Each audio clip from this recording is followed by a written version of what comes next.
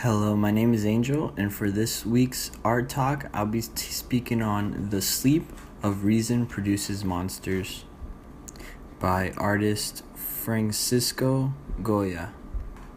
This one piece, which is one of his most famous pieces, was just 43rd out of the 80 sketches he's made up. This was all a part of a series. It was called Los Caprichos.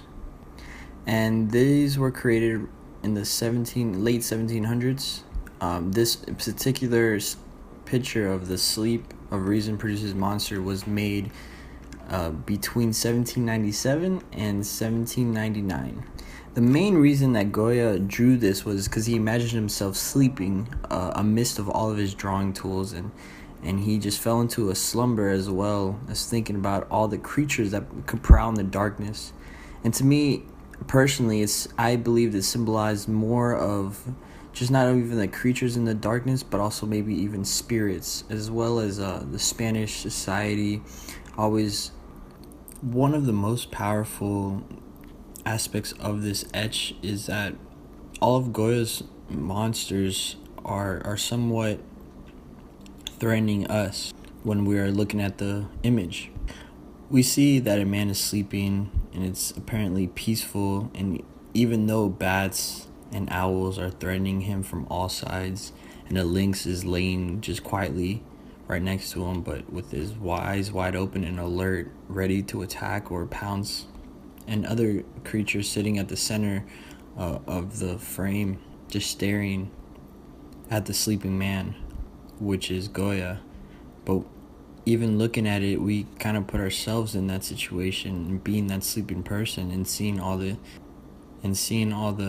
threats and the monsters of his dreams around us. This whole photo is really eerie and mysterious and not really having any sense of one direction, but Goya did write a caption on the print that compiles the message completely. It says, "Imagination abandoned by reason produces impossible monsters. United with her, she is the mother of all arts and the source of their wonders."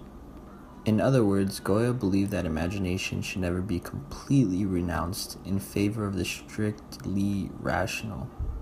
For Goya, art is the child of reason in combination with imagination. Yes, this photo is very dark and almost scary. But the bigger fear for Goya was that imagination would just be dead or abandoned. It would produce all the monsters of what ifs and what if never happened, or any of these sorts of things, or any of these thoughts that artists would never want to go through or even think about.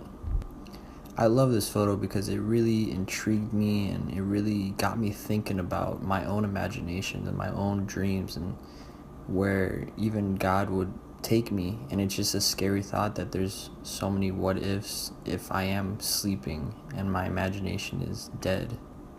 Like I said earlier, this is only the 43rd out of 80 etches that he made, and I'm definitely going to be looking into more of them to seeing the deeper meaning of all of his etchings and his whole series as a whole.